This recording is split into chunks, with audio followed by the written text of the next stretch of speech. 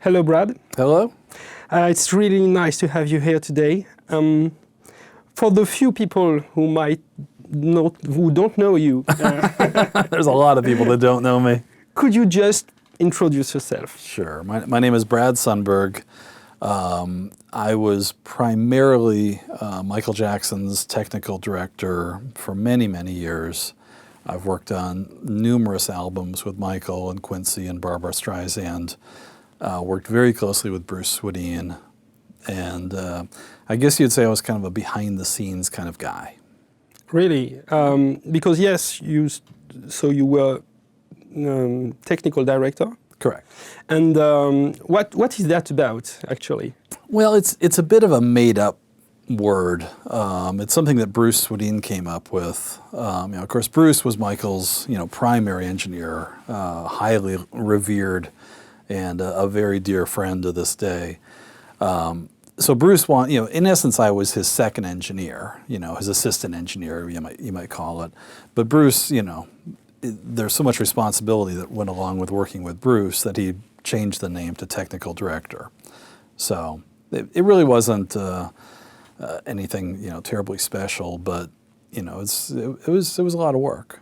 Yes, and can you give us some examples of the type of works you did as a technical director for? Sure.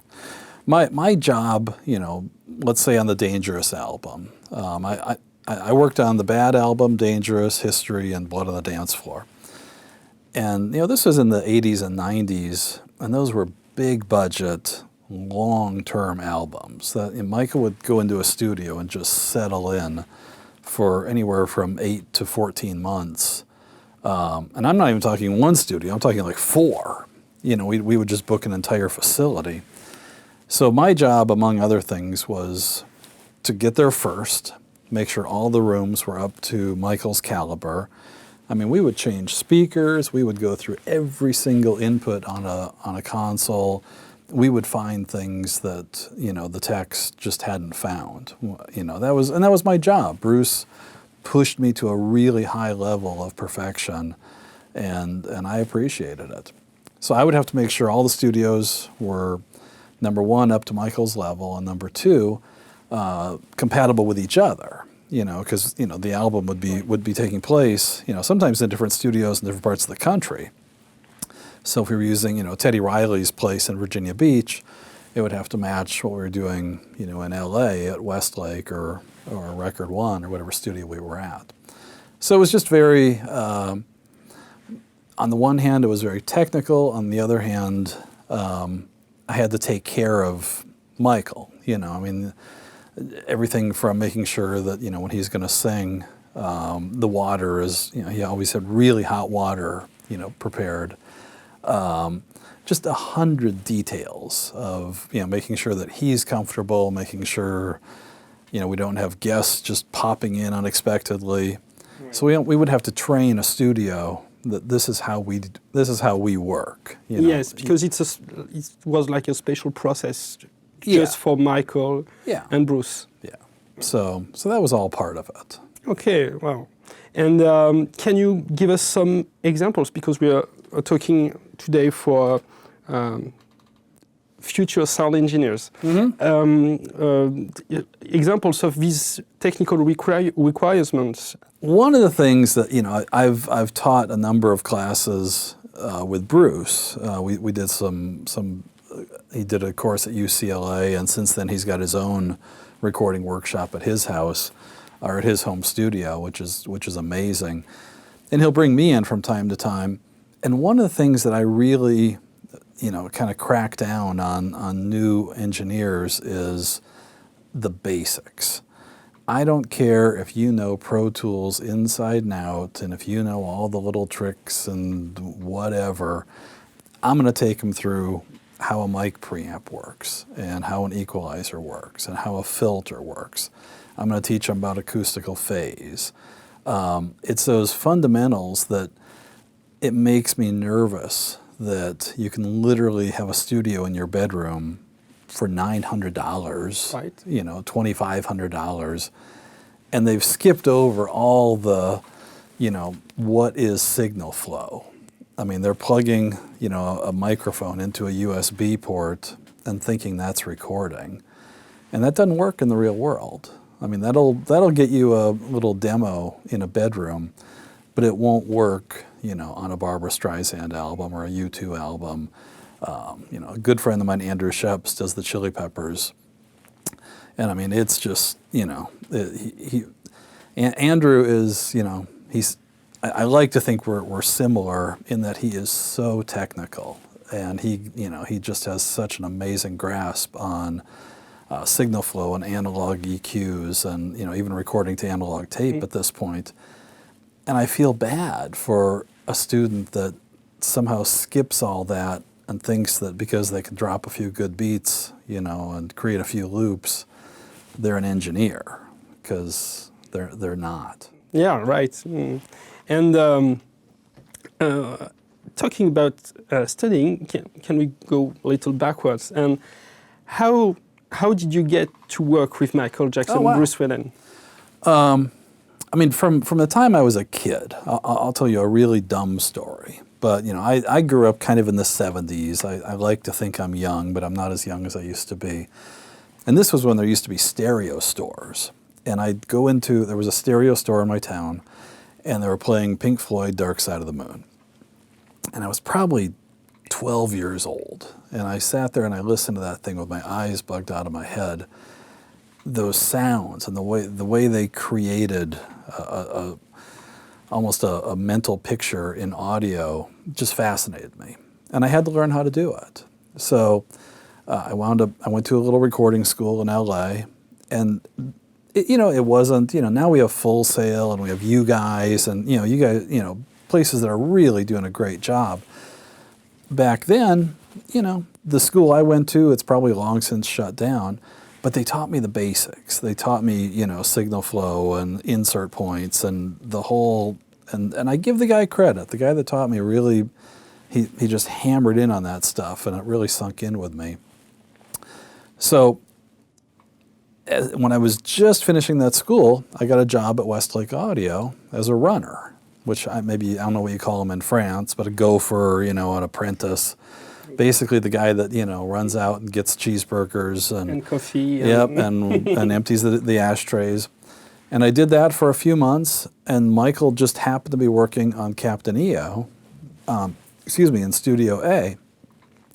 And I just casually met him in the hallway. You know, he drove himself to the studio. It was all very low key back then.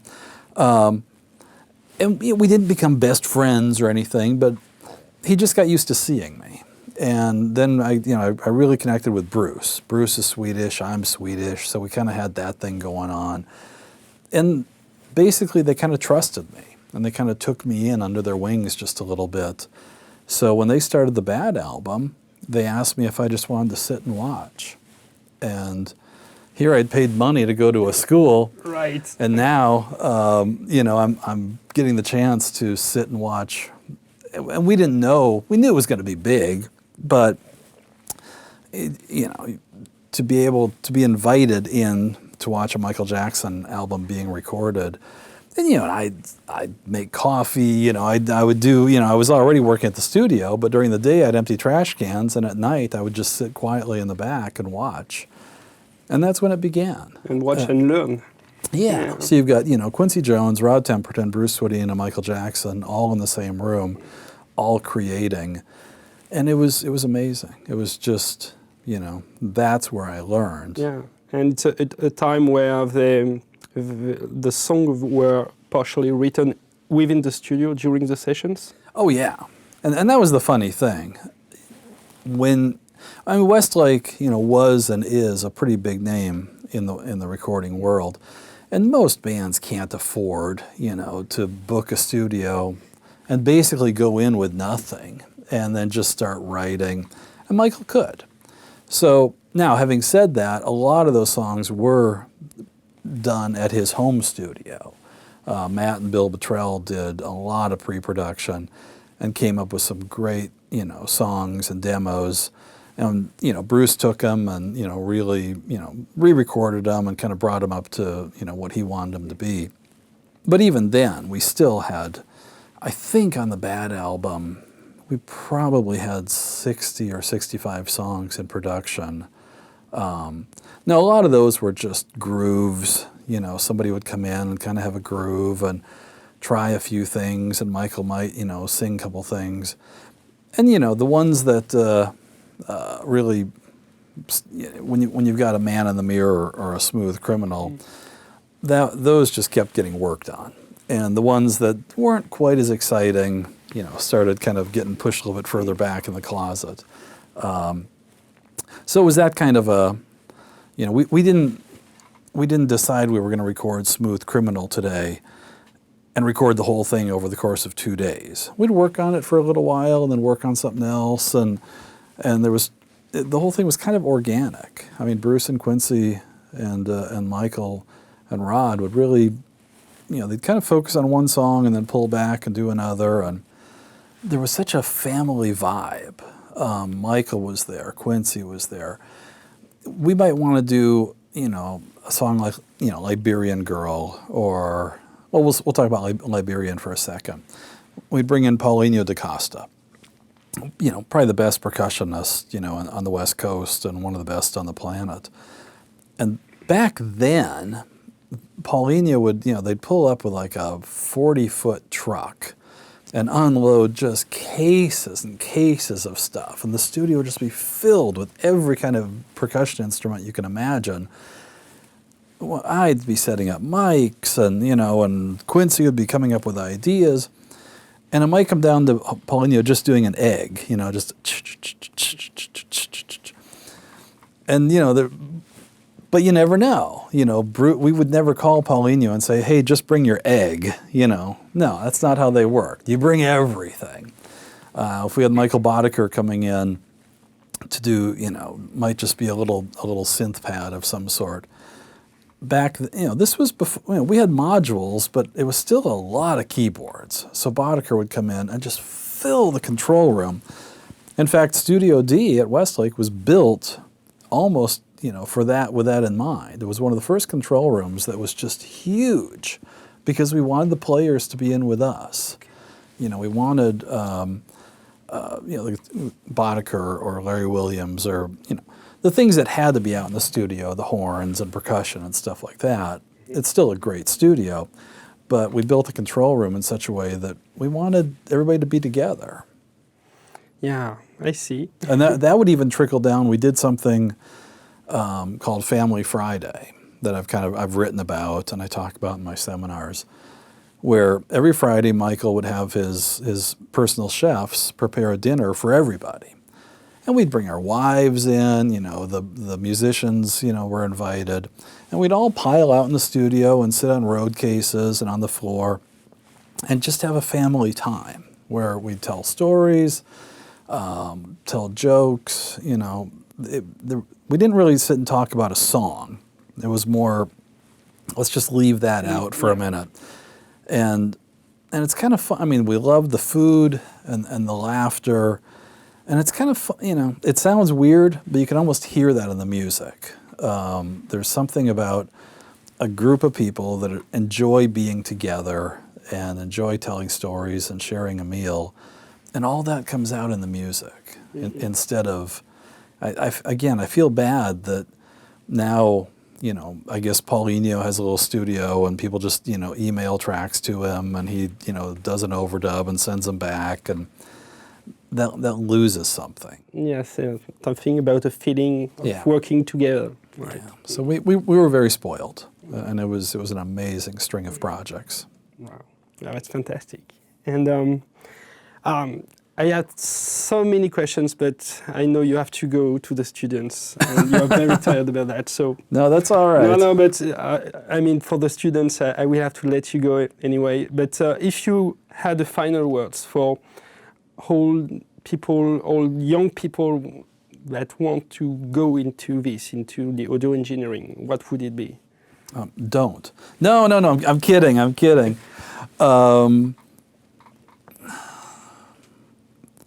Do it right. You know, take the time. I know that, you know, big budget projects are rare and few and far between, but music needs people that still take the time to do it right. And I was so spoiled, but working with Bruce, where if we heard just one little thing, I mean, a patch chord or something that wasn't right, we'd stop.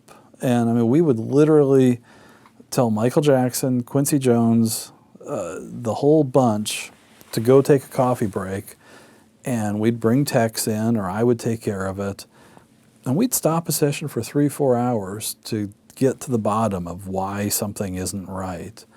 And it's that, you know, me going into a studio in advance and making it as good as it can possibly be, having Bruce, you know, in the driver's seat, getting those sounds as good as they can be, Quincy, Michael, I mean, you can't replicate that. But if you can learn from that a little bit and just, you know, tell the producer, I'm sorry, it's going to take a few more minutes, but we've got to make this thing sound right. Take your time and do it right. I think it matters. Okay, well, thank you very much, Brad. Thank you. Goodbye. Thank you for letting me be here.